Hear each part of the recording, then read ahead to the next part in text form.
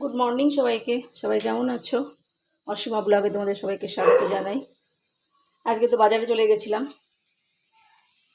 দেখো বাজার থেকে তো একটুখানি নিয়ে এসেছি, এই যে এঁচড় নিয়ে এসেছি কাটা কেটে, তারপরে নিয়ে এসেছি মান, একটু পটল লতি নিয়েছি, তারপরে এই যে ডুমুর, বেগুন, করলা, মিষ্টি কুমড়ো, কাঁচা লঙ্কা এসবগুলো নিয়েছি।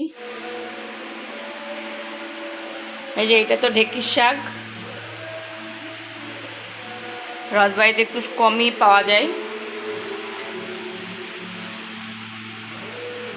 এটা হলো খিরসাবাতি আম, আমার তো চিনি না।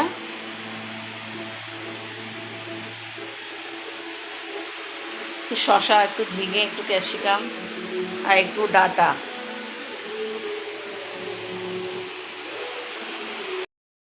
ডিম নিয়ে এসেছি, ডিমের খুব দাম,